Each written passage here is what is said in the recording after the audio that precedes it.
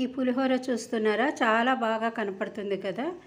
ఇది చాలా టేస్టీగానే ఉంటుంది, క్విక్గా అయిపోతుంది, మళ్ళీ ఈజీనండి చేయడం కూడా. మామూలు అన్నం చేసి గొజ్జు ఉడికిచ్చి అన్నీ అయ్యేటప్పటికే నిదానం అవుతుంది కదా, కానీ ఇలా చేస్తే చాలా క్విక్గా చేసేయచ్చు. చూడండి, పైన కొత్తిమీర ఇలా చల్లేసి నేను కలిపేస్తున్నాను. కొత్తిమీర ఆప్షన్, మీకు ఇష్టం ఉంటే వేసుకోవచ్చు, లేకపోతే లేదు. ఇది కలిపింది అయినాక ఒక సర్వింగ్ బౌల్లోకి వేసేస్తున్నాను నేను. ఇది కూడా అంతేనండి, మీరు ప్లేట్లలో కూడా పెట్టేసుకోవచ్చు, అది మీ అనుకూలం అండి. కాకపోతే చాలా బాగుంటుంది. చూడండి, మీరు చేసి చూసి ఎలా వచ్చిందో కామెంట్లో పెట్టండి.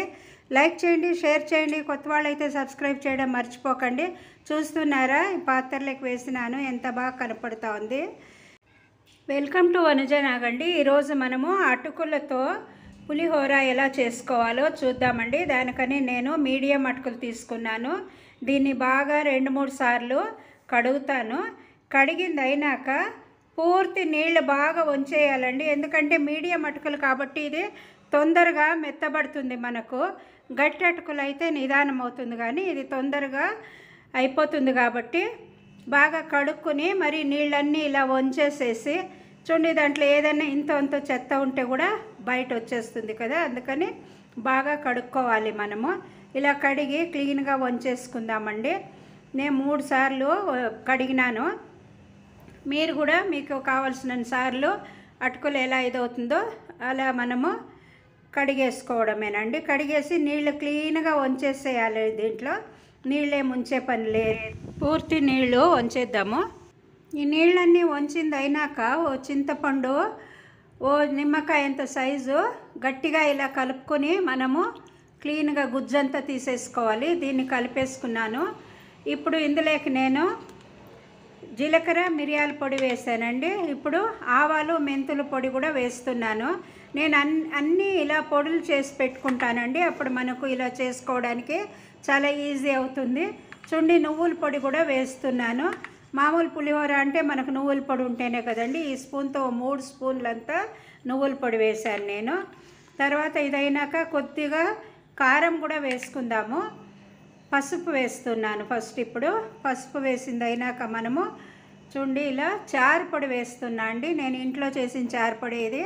మీకు చారుపొడి కావాలంటే రెసిపీ మన ఛానల్కి వెళ్ళారంటే చూసుకోవచ్చండి. కొబ్బరి పొడి కూడా వేసేస్తున్నానండి. నేను ఇలా అన్ని పొడులన్నీ చేసి ఉంచుకుంటానండి, అప్పుడు మనము వేసుకోవడానికి చాలా ఈజీ అవుతుందండి. ఉప్పు వేస్తున్నాను. ఇవన్నీ వేసి మనము బాగా కలిపేసుకుందామండి. తగినంత ఉప్పు వేసుకోవడము. నేను నువ్వుల పొడిలోకి కొద్దిగా బెల్లం కూడా వేసి చేశానండి, కాబట్టి మనం పైన బెల్లం వేసుకునే పని లేదు. లేకపోతే బెల్లం వేసుకుని ఇలా బాగా కలిపేసుకోవాలి. ఇప్పుడు చూడండి, ఇదంతా కూడా బాగా కలిపినాను. ఇది బాగా నానిందండి. నానితే కానీ బాగుండదండి టేస్టు. ఇప్పుడు స్టవ్ పైన నేను బాణలోంచి తగినంత నూనె వేస్తున్నా అండి. ఒక 5-6 స్పూన్లంత నూనె వేసినాను. లేకపోతే ఎండెండుగా ఉంటుందండి, నూనె ఉంటేనే బాగుంటుంది ఇది తినడానికి. ఇప్పుడు దీనికి ఆవాలు వేసాను. ఆవాలు వేసి ఆవాలు చిట్టుపట్లాడగానే మనము వేరుశెనగ గింజలు కూడా వేసేద్దామండి. పల్లీలు ఇలా వేసేసుకుందాము. ఎందుకంటే మినపప్పు శనగపప్పు కంటే లేట్ అవుతుందండి ఇది వేగడము. అందుకు ఫస్ట్ దీన్ని వేసి ఇది కొద్దిగా వేగినాక ఇలా చూడండి రంగు మారుతుంటుంది కదా, అప్పుడు మనము శనగపప్పు మినపప్పు కూడా వేసేసేయాలి. కరివేపాకు కూడా వేసానండి ఇందులోకి. ఇప్పుడు చూడండి కలర్ మారింది. ఇప్పుడు వేసేస్తున్నాను శనగపప్పు మినపప్పు. నాకు ఆ ఫోల్డర్ పోయిందండి, మీకు పెట్టలేకపోయాను. కానీ శనగపప్పు మినపప్పు వేసి ఎండుమిర్చి కూడా వేసేసాను. ఇలా వీటిని అంతా కూడా నేను వేయించుకుంటున్నాను. ఇలా వేయించుకుంటున్నప్పుడు దోరగా అవుతుందండి. చూడండి, చూస్తున్నారా మీరు, దోరగా అవుతుంది. ఇప్పుడు మనము ఆ పోహదంతాను నానబెట్టుకున్నాం కదండి, అన్ని మసాలాలన్నీ వేసి దాన్ని వేసి కలుపుకోవాలి. చూడండి, వేరుశెనగ గింజలన్నీ బాగా వేగితే కానీ బాగుండదండి ఫ్లేవరు, కాబట్టి కొంచెము వేయించుకోవాలి. అలాగని ఎక్కువ మంట పెట్టుకోకండి, చిన్నగా మంట పెట్టుకుని మనం వేయించుకున్నామంటే బాగా వేగుతుందండి. లోపలంతా కూడా ఈ పల్లీలు క్లీన్గా వేగిపోతుంది. చూడండి, అప్పుడే రంగు మారుతూ ఉంది కదా మనకు మినపప్పు శనగపప్పు కూడా. ఇప్పుడు దీన్ని తీసి వేసేస్తా అండి అందులోకి, ఆ పోపులోకి. ఈ నానబెట్టుకున్న అవలకి అటుకులు వేస్తున్నాను. ఇలా అంతా వేసి, ఎందుకంటే మనము అంత ఫుల్ వేసేదాకా అడుగున మాడుకొస్తుందండి. అందుకు ఫస్ట్ 1-2 సార్లు వేసేసి దాన్ని కలుపుకుని తర్వాత అంతా వేసి కలుపుకుంటే బాగా కలుస్తుంది, అడుగంటకుండాను ఉంటుందండి మనకు. ఇలా అంతా ఫుల్ కలిపేస్తున్నాను నేను.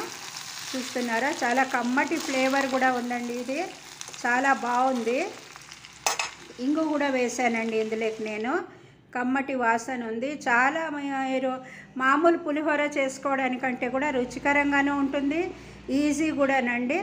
ఇది మనకు ఉపవాసాలకు పనికొస్తుంది, తర్వాత దేవుడి నైవేద్యానికి కూడా పనికొస్తుందండి. సో చాలా బాగుంటుంది. మీరందరూ కూడా ఖండితంగా చేసి చూడండి. చూస్తున్నారా ఎలా ఉంది? ఇవన్నీ వేసాం కదా ఈ పొడులు అవి, కాబట్టి చాలా రుచికరంగానూ ఉంటుంది. ఇప్పుడు పైన మనము కొత్తిమీర చల్లేద్దామండి.